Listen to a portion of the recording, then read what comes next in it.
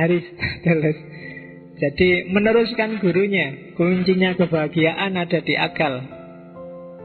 Dan akal akan melahirkan dua hal, teoria dan praksis. Teoria itu tentang teori, refleksi, kontemplasi, dan kegiatan akal paling mulia itu teoria. Yang kedua, praksis. Praksis ini menerjemahkan hasil kontemplasi dalam kehidupan nyata, itu praksis. Kalau praksis berarti sudah ada orang lain dalam dunia sosial. Nanti yang tentang praksis ini nanti silakan dibaca Nikomakea, Etika Nikomakea itu nama anaknya sekaligus nama ayahnya Aristoteles. Bapaknya namanya Nikomakus, anaknya juga dikasih nama Nikomakus. Mungkin karena malas nyari nama yang bagus, pokoknya jenenge bapaknya nanti. Anaknya Nikomakus namanya Aristoteles, anaknya Aristoteles kedua namanya Nikomakus lagi. Kan kayak orang barat kan gitu.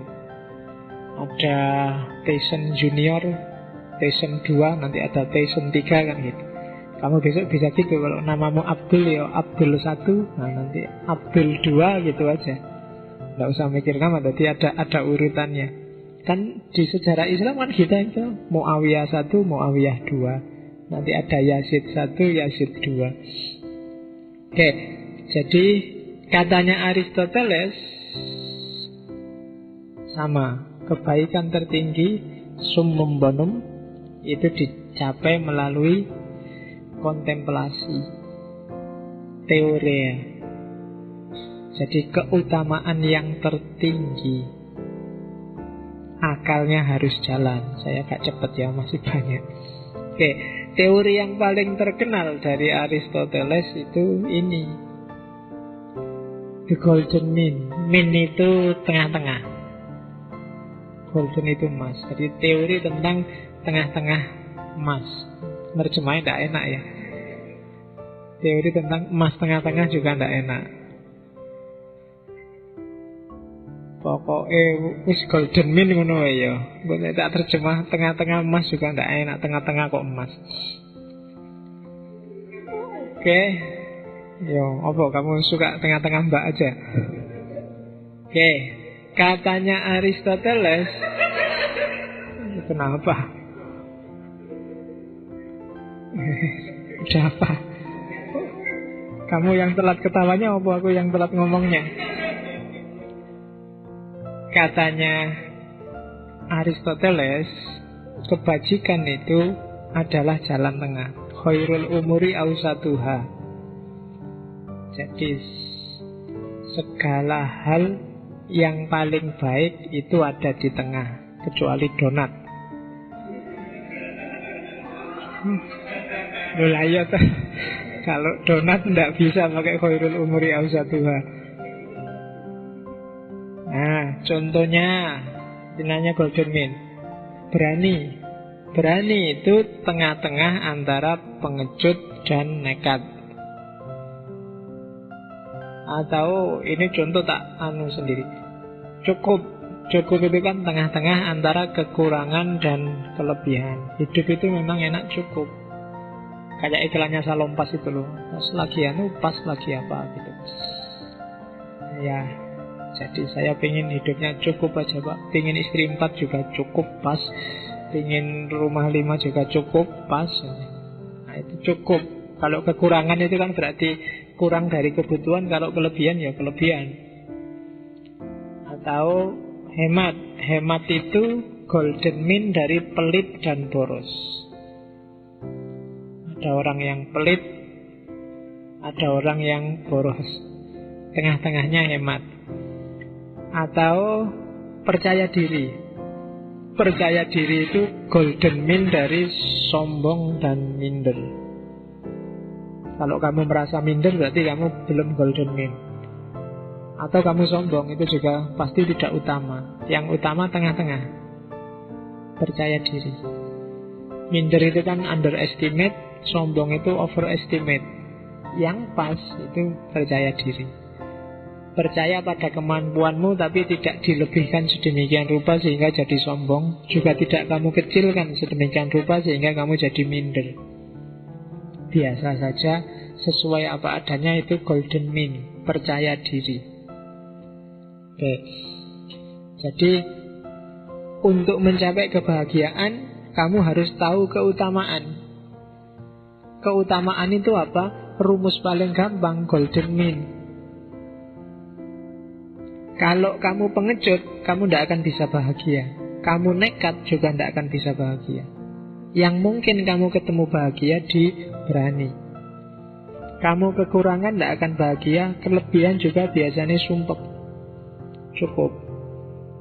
Itu lebih nyaman hidupmu. Nah, itu teorinya Aristoteles, golden mean. Jadi kebajikan adalah titik tengah antara dua perilaku ekstrim. Oke, nanti eudaimonismenya Socrates itu kalau diringkas ada 4 poin berarti. Ini merumuskan teori guru-gurunya dan kakek gurunya.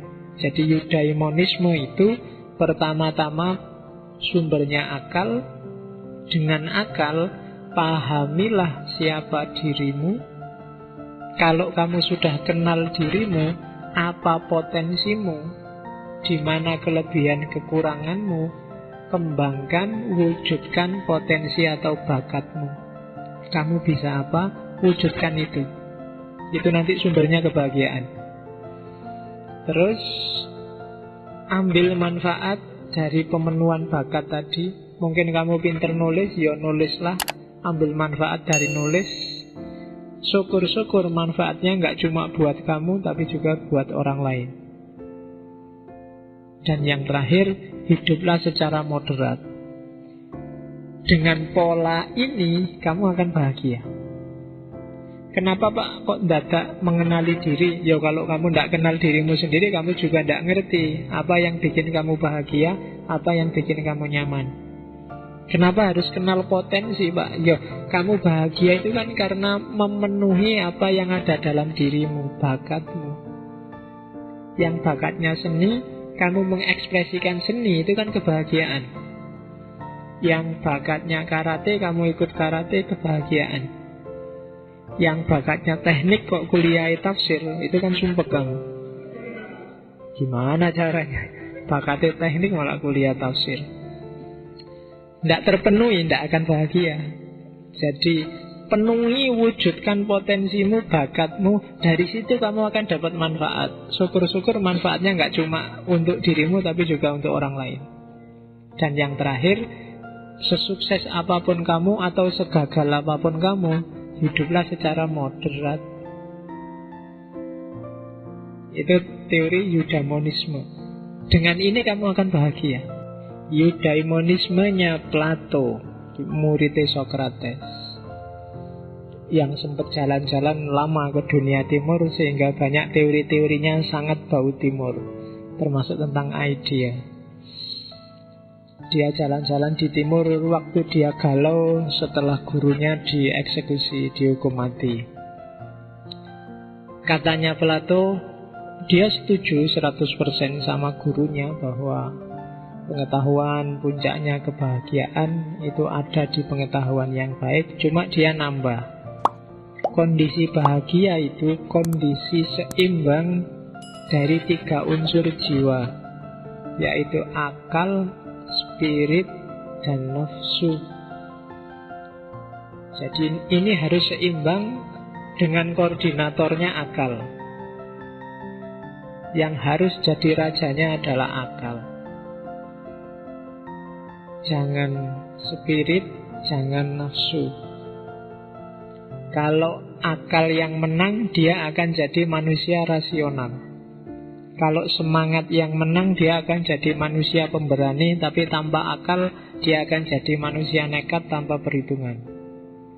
Kalau nafsu yang nyetir, nafsu akan membawa orang bahkan lebih rendah dari binatang.